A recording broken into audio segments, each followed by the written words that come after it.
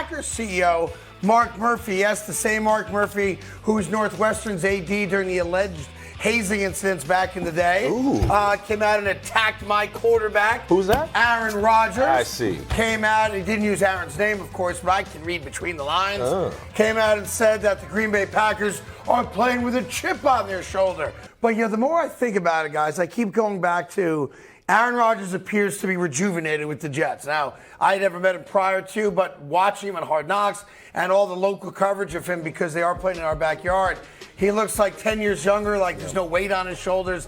He looks like he's having a good time, all that stuff, right? And I say to myself, if you're the Green Bay Packers and you now become aware that Aaron Rodgers was willing to play another 2, 3, or 4 years and you decided to say goodbye to him, I might have a chip on my shoulder too. Like, what are we doing? Well, at some point, you got to make a decision to move forward, to move past the guy that is not giving you the same amount of investment that he is now giving the Jets. Yes, the narrative on him pre-Jets is a lot different than what he's done with the Jets. That's Absolutely. fair. And so when he talks about this team is playing with a chip on their shoulder, they are, because they feel like it wasn't just about Aaron Rodgers, and it's not just about Aaron Rodgers, even though he exited. We all know how great he is. We all know what he's provided for that organization. Nobody is discrediting any of that. However, it's almost when you're in that situation in a locker room and you have a guy that you've been riding with for the last 2 years, and I say yes, the last 2 years in Jordan Love, because he was there last offseason. Yeah. He was with those young receivers when Aaron decided not to come in the offseason and participate with those guys and allow them to have a successful season last year. And so when you have a guy that you've pretty much gone to bat for and you know what he's capable of doing, yes, you're going to do everything in your power to try to make sure he's successful. I just from maybe a self-respect standpoint, I would be bothered if I'm a Green Bay Packer player and I'm watching the way Aaron Rodgers is behaving in New York. He looks that like would tick me off. It looks like he's at a Ritz. Right? He's having a time of his life. And listen, for me, if I'm the Green Bay Packers in that locker room, this is a sigh of relief. I'm glad Aaron's gone because, the guy reminds me of a hot chick. You take it to Del Frisco's, you get her in a nice car, you do everything possible. She's gorgeous, but you just can't. I know you can't satisfy her. Yeah. And at the end of the day, there's nothing that the Green Bay Packers could do or try to do that could satisfy Aaron Rodgers. So I think they're gone with it. I'm happy for Jordan Love. I think it's a matter of him remaining consistent and staying in his lane. He doesn't have to do anything he's not prepared to do. I think he's prepared for the moment. And as far as Aaron Rodgers be gone, that chip in the shoulder comes from because they have a tough division. The Bears are going to be better. The Vikings are going to be. I think the Detroit Lions are going to be absolutely fantastic. So they do have to have this chip on their shoulder. But and it is the first time in over 2 decades that the Green Bay Packers aren't the obvious pick to win the division. Yeah, I got them going 10-7, honestly.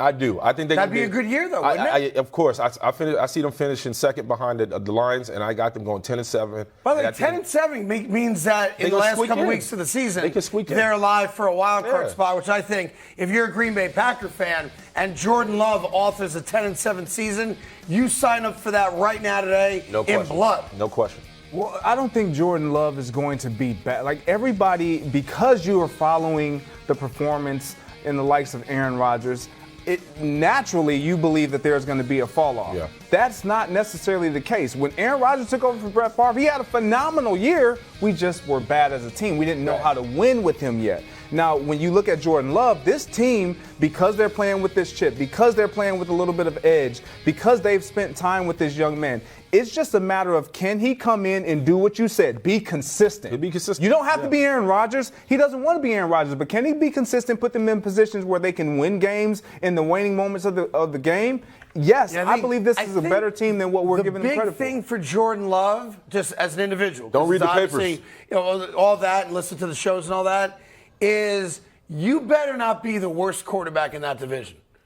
Because that's tangible. Like, you got Kirk Cousins, and that's assuming Justin Fields is. I mean, I think Justin Fields is going to be a monster this year. Fair enough. Yeah. So if you're telling me that Justin Fields is going to be a monster, right? Yeah. And not have to run the ball for his life. If you're telling me that Kirk Cousins is just Kirk Cousins and Goff has another great year, just on paper, he's going to be the worst quarterback in that division. Go for it. I don't think he's going to be worse, but I think he has to, what we're talking about, be consistent and be competitive. When you have a quarterback like that for Green Bay Packers, you want a guy to be able to finish games for you and get you out of tough situations. That's all he has to do. The team is going to grow up with him. You don't want to see a situation where he's pick heavy, where he's getting picked off left and right. You don't want to see a situation where he's sitting in the pocket and he doesn't look like he knows where to go with the football. You don't want to see a situation where he's on the sideline slamming his helmet and throwing iPads and he's cussing people out, because that's a sign of a quarterback that's unhinged. You don't want to see that. He's been a part of the system long enough where he should be able to handle those situations. That's what they need. I'm with Greg. First year, just be steady, Eddie, and consistent. Whatever the numbers are, fine. Just don't be in the negative. Right. Don't embarrass yourself or looking competent, because that stands out, and we'll all recognize that. And for an organization, to be fair, that for almost 30 years has had Hall of Fame quarterback play, there's more pressure on Jordan Love than anybody else in that organization. Yeah, that's fair. And he understands that, and so do the guys in that locker room. Let me go to, real quick, Colts-Eagles having a joint practice. Let's just be honest about it. The only purpose of the joint practice is to let you guys fight each other, right? we don't need joint practice. I mean, that's the purpose of it. We can take it to the parking lot, homie. Yeah. Oh, you're loaded there. Hold on a second. You're strapped right there.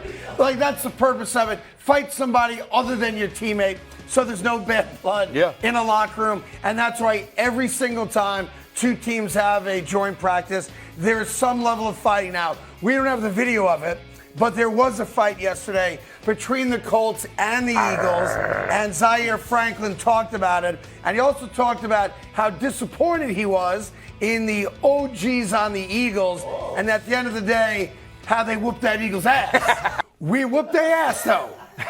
Dodo. Memo is that when dudes have helmets on, no one's getting their ass whooped. Nah, you can get cleaned up out there. No. Yeah. Can you? Yeah, you can with a helmet on? You can get absolutely polished up out there. How's 100%. that? Because these hands against that metal helmet and with the speed and force I'm trying to get after you, you don't feel it. Like I was a guy always fighting in practice. I had a short temper, I had a short wick, so to speak, so I was always setting it off. But that was also indicative to the makeup of my team. We had a lot of bullies, but nevertheless, Zaire, I think it's more personal. Like he said, he's from Philly, and he's not playing for the Philly, so he has to show up. I grew up a Giants fan, so when I played the Giants, I always had a little more extra in the tank because I wanted to show like y'all forgot about me, and I was across the street. All y'all had to just pick it, call me, and I'll come running. So there is a little extra gusto with that. But joint practices, and this is why I credit the Steelers, they never did it because to your point, you got guys that are on the bubble. You got guys who know they're on the fringe of getting cut, and the guy across from you doesn't necessarily have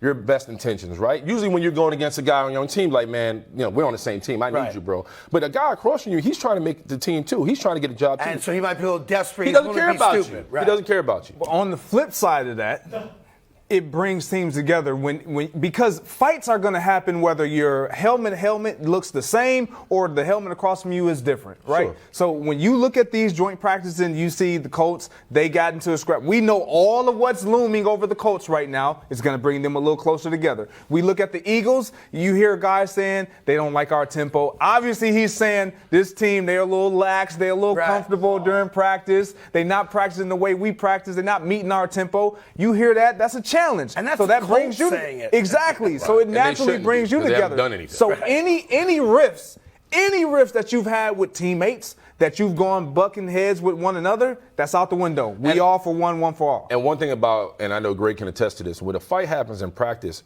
when you review the tape, you look for the guy who's slow to the pile. Who's lagging behind. That's the guy because listen, when it comes to evaluation time and you're on the bubble and if we scrapping, you're looking for the guy who's late to the fight because that's the guy who's not about that life. And when you're traveling on the road and you got to go to hostile territory like a Baltimore and that guy is slow off the bus, you need to cut his butt now. Hey, get him out of there. I need my hands. Right.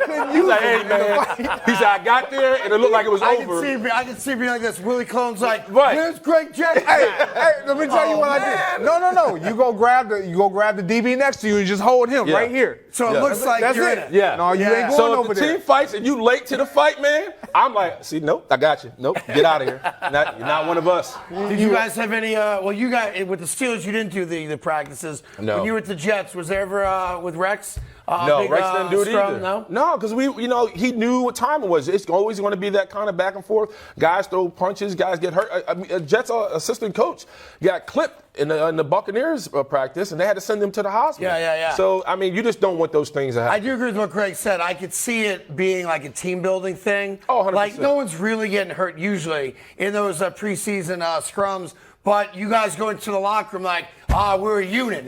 Yeah, we fought. You came to back me up, that kind of stuff. It definitely builds a morale, but you're always looking for the guy who's late to the fight. I'm like, You know, that's Greg Jennings. I'll be. You know, the soft suburban kids from Michigan. You know how that Hey, works. you call me what you want to. I need these hands. Money! Hey there, thank you so much for watching The Carton Show. You can subscribe right here to get all the latest bits and segments from the show. And by the way, while you're at it, we have a lot of great shows on FS1, so check them out too.